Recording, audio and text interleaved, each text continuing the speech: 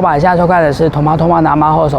大家平常来到台北有坐台北捷运吗？不可思议的，台北捷运一转眼居然30周年，要来挑战台北捷运30周年集章。除了我自己参加之外，还特别找了朋友来帮忙。听说他对捷运非常的熟悉，就让我们欢迎昭昭。嗨，大家好，小老师来帮我一起完成大挑战，准备从南势角站出发喽，走吧 ，Go！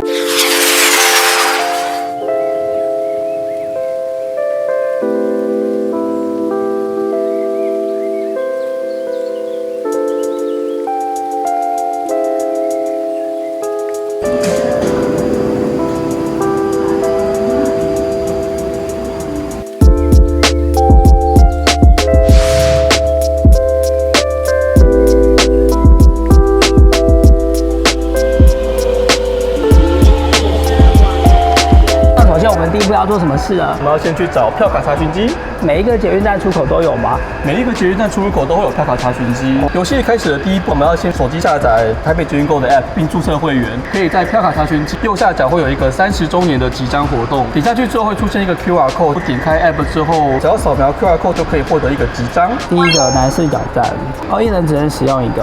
好，走吧。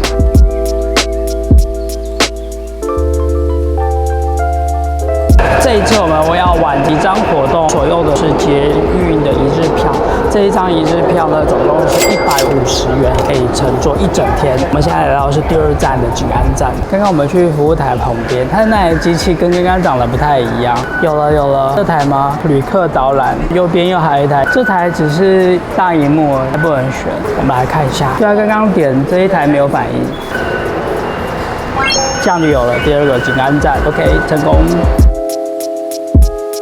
按照说，中和线是非常特别的4个车站。曾经的离站警示音跟其他车站不太一样。不一样。以前在这边为了做出各个车站的差别，有不同的声音。它像日本 JR 电车一样。对。但是现在的话，就是全线都把它统一，啾的那种离站警示。好像有这个印象哎，可是我不知道它什么时候把它改回来的。2015年的时候，方便一些视障旅客或是外国旅客做辨识。目前的话，捷运有对每一条车站做了不同的地景音，在来之前会有一段音乐，各车站还是有它的特色的。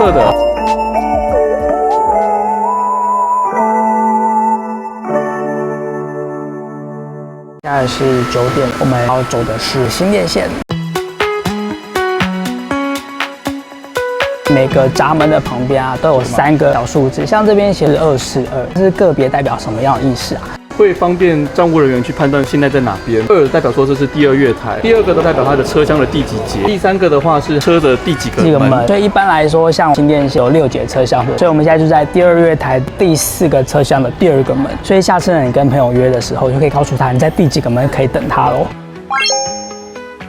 现在的时间已经来到了9点45分，我们已经来到了大坪林站。大坪林站是新开的站，因为呢这边有环状线可以搭，但是我们这一次集章活动呢，并没有包含新北的环状线。现在的时间是10点15分，我们来到了新店站，是新店线的最后的终点。接下来呢，我们要往七张站，因为我们要去小碧潭，台北捷运的第2条支线，叫做小碧潭支线。这张站，如果你要往小碧潭方向的话，要记得它的后车的位置是在前面的1、2、3节车厢。时间有点久，我刚看了一下，要等14分钟了。在小碧潭站集完章后，立刻搭同一班车返回七张站。我们现在已经完成新店线的下半部的10个站了。接下来呢，我们要从古亭前往东门。后来我们决定要在中正纪念堂转淡水信义线往东门的方向前进，发现在东门票卡居然不是在站外，是在站内，还蛮特别的这一站。现在的时间是11点半，我们到大安森林公园站，我们要继续往下走。12点14分，我们已经抵达了象山站。象山站好像有个特别的东西，要带我们去看一下。我们现在搭的是象山站的电扶梯，是目前台北捷运唯一波浪状的电扶梯哦。这一条手扶梯感觉像滑雪道一样，可以从上面这样子溜下来。听说象山站还可以再往下延伸。目前象山站再往下唯一一条还有在盖的高运量的路网，2025年才会完成，叫做广慈奉天宫站，工程进度比较困难，我们期待一下。从象山站离开后，我们坐车返回大安站。现在是12点半，我们要往文湖线动物园的方向。现在天气开始热起来，而且今天是假日，所以还蛮多人来搭捷运。如果你有遇到这种小台，它的感应很不灵而已。但我们现在刷了好多次都没反应，必须拿你的票卡刷到那个广告位置。有了，有了。然后这个时候再开始按，然后扫完之后再按这边返回，这样就可以继续结账，比较快。接下来我们要做的是万方社区到木栅这一段有什么故事呢？这一段运量倒数前3名，它也是整个台北捷运路网路径最短的一段，从这一站到木栅大概只有500公尺，应该不到1分钟，到了就是最短距离的车站。连续3站往动物园方向，都是下的时候是电扶梯，上的时候只有电梯可以坐，这设计很奇怪。下午的2点，我们现在来到文湖线的动物园站，也是这边的终点站。收集完木栅线9个车站章，我们继续坐车返回忠孝复兴站。接下来我们来到的是忠孝复兴这一个站呢，有最特别的地方，就是这个站的手扶梯呢是全捷运里面最长的。而且这么长的手扶梯，为什么中间这种一凸很奇怪的东西，看是怎么用的？一个是如果说你有东西掉下去的话，它可以减缓一些掉下去的力道。然后另外一个功能是为了不要让别人从最上方直接滑下去，小屁孩不要随便从上面当溜滑梯滑下去的。当溜滑梯的话会很痛。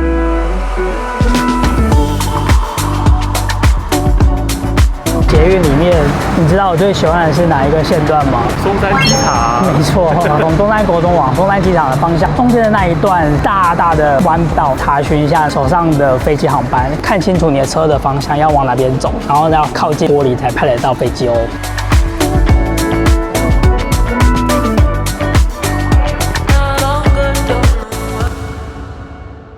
这一站是南京复兴站，我发现了室内植物人工的方式种这些生菜，看起来超漂亮的。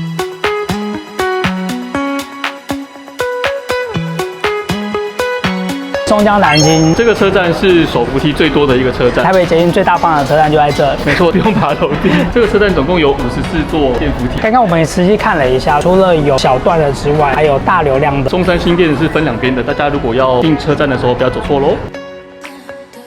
接着来到中山站，这里是推动台北捷运再设计计划的展示站，有别于其他车站带来全新的感受。接下来我们来到的是民权西路站。民权西路站它有整个捷运路网里面最多出口的，它总共有10个出口。10个出口也太多了吧？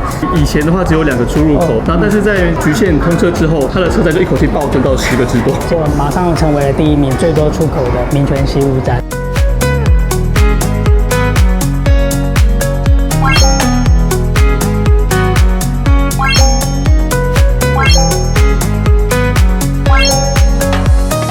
接下来我们一路往北前进，北投转新北投，台北捷运的第1条支线。这个站体呢非常的大，总共有1、2、3个大月台，然后通常转乘的时间10分钟左右。台铁呢曾经有到新北投，随着捷运的开发，变成这条线已经废掉了。它的轨道离旁边2边的住家太近的关系，所以呢常常很多人在抗议。我冬天来到石牌洗温泉，却很常会来到这个站。这段车速开得非常缓慢，到新北投集章完成后，一路坐车到淡水终点站。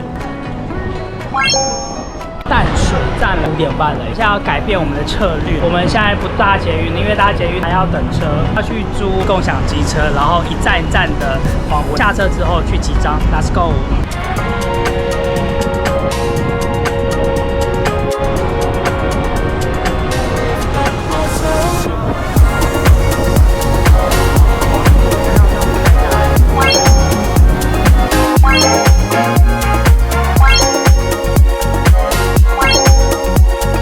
是忠义站，台北捷运最少人进出的前3站。收集完淡水16个车站章后，6点15分，接下来我们要从这里骑去泸州站。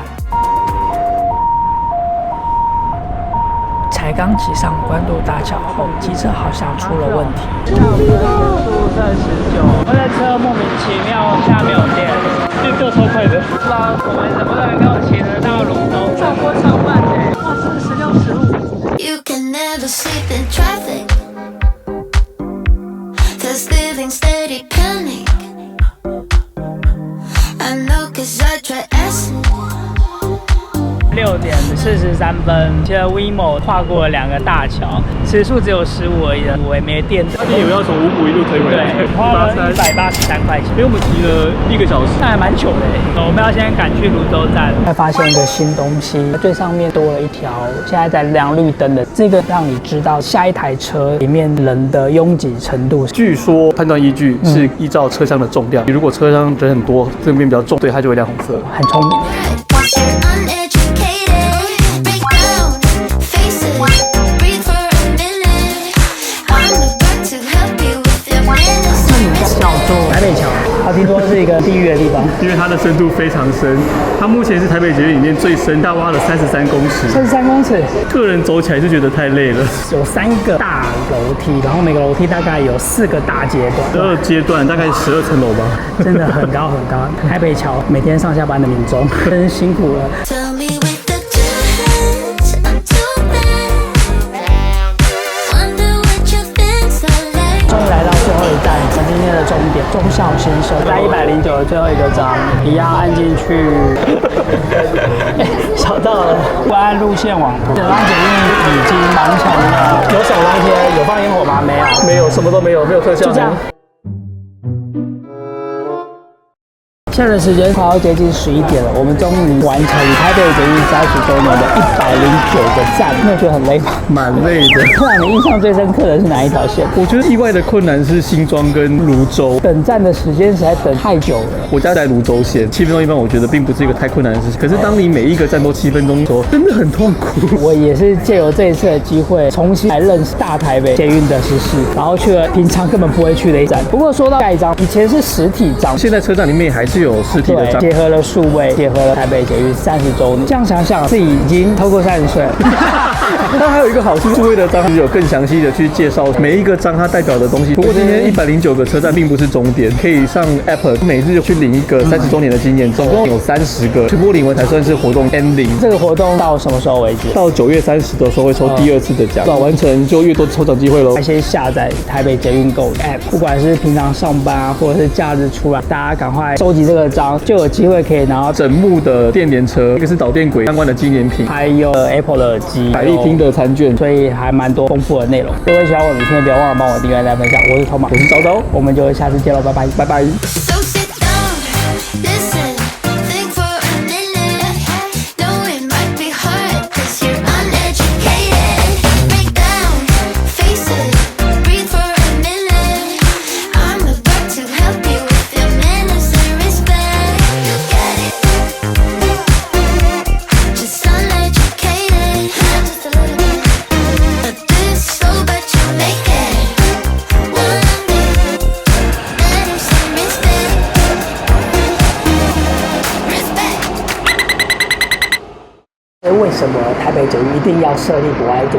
是有法规规定的，是大众运输交通工具都一定要设15%以上博爱座，要有特殊的标示才行。就算取消了，还是会有一个椅子，会有不同。所以大家看到博爱座，还是必须要礼让有需要的人。我们要爬楼梯上去。我们今天到底爬了多少步？我居然在徐汇中学找到了饮水机，太累了。徐汇中学真的非常佛心，从早上的8点半一直到现在已经11点半啊，好多个小时。当初也只是想说，好像这个活动还蛮有趣的，所以找了朋友一起来参加。其实也回忆到了很多捷运上来来往往的小故事。如果你有机会来参加的话，跟朋友一起边聊天，然后边来挑战，还是蛮不错的。